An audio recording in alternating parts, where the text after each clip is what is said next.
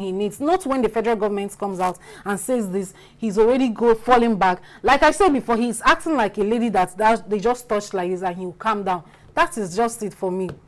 You know, each time you give that analogy of a lady, once she's touched, she calms down. I kind of like it. You know, I kind of like that analogy because I understand it perfectly. Okay. But then let's look at the protest yesterday. I have been, before now, I've always talked about the NLC and how I'm displeased with how they mobilize and demobilize. But I want to begin today by giving kudos to the Joe Ajero-led NLC, and this is my humble opinion as a Nigerian citizen. They pulled it off. All right. Now, this ought to be a 2-day protest. They had always pulled off, called attention to strike, mobilized for strike, and then just at the eve, they refused to.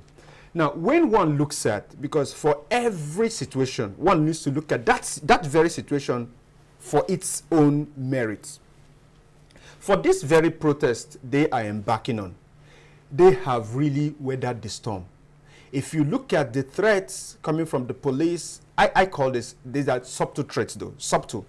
From the police, from the DSS. If you look at the disappointment they got from the assistant union, the TUC, if you look at the federal government and all the efforts the federal government made to ensure this does not happen, if you look at the 65 CSOs who, honestly, I don't know who they are and where they came from, because overnight we're hearing of 65 CSOs, what have they been doing in the country? When you look at all of that, and when you look at the wave of, not the wave, when you look at the protests of some people who call themselves well-meaning Nigerians, because I know I am also well-meaning, and nobody, I don't know if anybody came to knock on your door and say, hey, let us go to do this. Nobody did. Now, when you look at all of these people who also went ahead to protest, even going to the National Assembly, then there was real fear that there might be some group of people, I don't know who, there might be some group of people who wanting to make a statement might infiltrate them with the pure intention of causing chaos and then it being attributed to them. I had that fear. But then, what was the success of yesterday's protest? And that is why I want to give kudos to them. It is not easy to mobilize Nigerians for a protest. Look, it is as difficult as the proverbial needle through, what's it now? For the rich man to get to heaven, for the needle to pass, you know that saying? Right. Honestly, it is that difficult. It is also very difficult to get Nigerians, and this is even people you are fighting for in this country, to stand up and say enough is enough once it is targeting, that action is targeting higher authority, whether it is a local government chairman, whether it is some wealthy individual in the community, talk more of a governor, or at this level, the federal government with all of its might, of coercion, and also with all of its might to reward people, right? It is very, very difficult. But then when we look at the success of yesterday, we saw protests hit states. We were even amazed. We saw protests in Lagos. We saw protests in Abuja. We saw protests in Sokoto. We saw protests in Kano. We saw protests in Ogun, in Oyo, Zamfara, in Oshun, in Edo, in Katsina. You know, we saw protests around the country in Edo State. We saw protests around the country, and all of them unified, asking for, and it was peaceful. I would have been afraid for the NLC if the NLC had gone ahead to embark on a second-day strike. You know why? We remember what happened with EdSARS. Look, when you give certain people, honestly, I don't know who these people are. If you give certain people the time, if you strike, and give certain people the time to get back, look at who they are going to infiltrate. Look at which thugs they are going to bring to.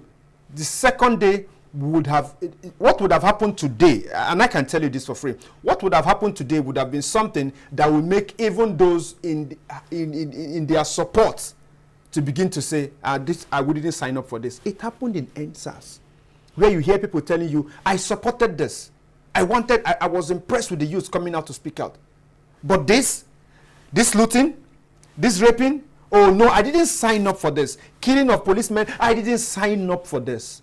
And then you see people withdrawing. And once that happens, it gives certain people, honestly, I don't know who these people are, it gives certain people the impetus to go in and unleash violence on protesters. Have they made their statement? With this wave of protests we saw across the country, honestly, we might differ. It's a democracy and we should differ. I would say yes. Now, did they just pull back? I don't see it that way. Maybe that is what they did, but I didn't see it that way.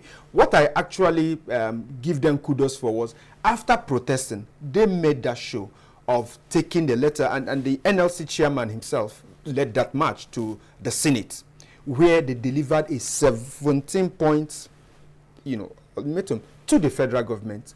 Deal with these issues. Give you another 14 days. If the federal government is if this is a listening government, the statement yesterday was too loud to be ignored.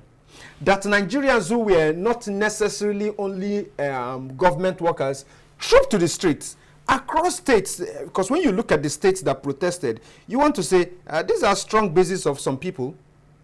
For this to happen, the government should, I don't like what the government said. The government tend to push this away and say, well, some, what do they call them? Nigerians. I don't like to use the word they like to use, are cashing in on this to make score some political points. They've also said all of this is not necessary. They've also said that they've attended to the points, the 15 points earlier that the NLC was demanding for, and they say they've done all of this. But honestly, this is the time when the government should sit up and act. Now, when you look at the demands, the 17 points the NLC is talking about, very wonderful things.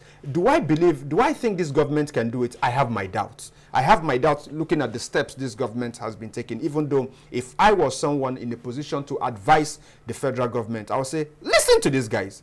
If I was somebody in a position to talk to the state governors, I say, take note of this. By the way, Seyi Makinde in Oyo State also joined in this process, or in this protest, also agreeing that the hardship in the country is much. But then, But then when you look at the 17 points, one of them was the chapter 2 of the Nigerian Constitution. Now, a lot has been said about Nigeria making, and that is why the Senate, taking that letter to the Senate was very key. A lot has been said about ensuring that this chapter 2 is justiciable. What are contained in this chapter 2 of the Nigerian Constitution? The obligations the government owes, and this is state policy. Because when you see the government want to impose tax or fines or levies or this, they always quote the chapter of the Constitution, the section of the Constitution, that they derive their power from. But then that part of the Nigerian Constitution that talks about the responsibility the government owes the people. Across board, whether it is at the federal or the state or the local government, they've been silent about it. They don't do nothing about it. For instance, our children, primary, secondary, university, that chapter 2 talks about ensuring that this is basic and this is free. When it comes to things like justice, when it comes to things like equality, when it comes to things like benefits for Nigerians who are unemployed, when it comes to pensions, when it comes to benefits for sick and elderly, when it comes to housing, when it comes to food. Now, these are obligations chapter 2 of the Nigerian Constitution puts on the shoulder of government to provide for the people. And the government, not only do they do this, but then intelligently, this is one part of the Constitution that is not justiciable, meaning you can't sue government to court for not doing that. But then government can sue you to court if there is any part of the Constitution you violate. You see? So they've called for that. They've also talked about opening the borders so we can have food coming and items coming and all of that. They've called for that. They've also called for refurbishing or whatever it is, our refinery. I don't know if they need refurbishing or they need fixing, all of those things. Fixing the local yes, refineries. They've also talked about agriculture, that government should massively invest in agriculture. They've also talked about and give different kind of support to farmers. They also talked about the silos, the food reserves across wherever they are in Nigeria, and that the government should not only open this up to Nigerians, but the sharing should be equitable. It's not like if you're doing it in Zamfara or you're doing it in Kano. It should be a 36 state and the federal, FCT thing. The other time we heard about rice 25 kilogram of rice being sold for 10,000 naira, and you had to transport yourself to here, by Lagos to get it. Just one state. That's unfair to Nigerians. So they've talked about things, and so many other wonderful things included in that letter. Will the federal government listen? Will they act differently? Time will tell. 14 days, the 14 days clock begins to tick. It's just 13th of March. Yes. Okay. For any Nigerian watching, it is not the responsibility of the NLC to lead anybody in protest. If there is hunger, if there is any Nigerian who feels hungry, if there is any group who feels hungry, it is not the job of the NLC to mobilize them.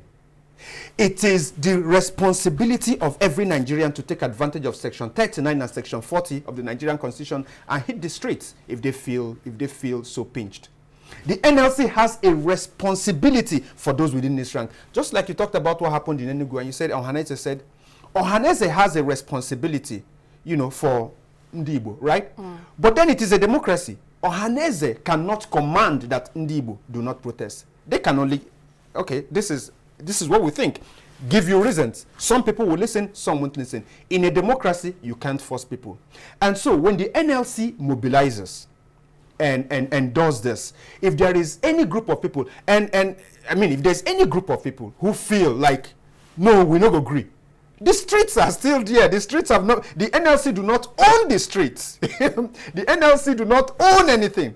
The NLC does not pretend what they are there for, the interest of workers. And I keep telling people, don't forget that the NLC might have 100% of what it is demanding for, and you won't get it. Why? Because, for instance, if I'm an unemployed Nigerian, the NLC making recommendations about doing this and that, doing this for education, yes. But then if their salary is increased, this is even to them, and then they get back to work, and they are working and getting higher pay, right? I'm unemployed. These are my issues. So the unemployed Nigerians should remember the streets are there for them. Workers, and people who also work in organizations like me and you, who are not, I don't know if you're a member of the NLC. The street is also there for us. The point I'm trying to make is that this is a democracy, and Nigerians must take advantage of what a democracy offers them: voice. All right, that is it. Your good friend Ambode is in the news today. He's not my good friend. All right, he's your bad friend then. He's not a bad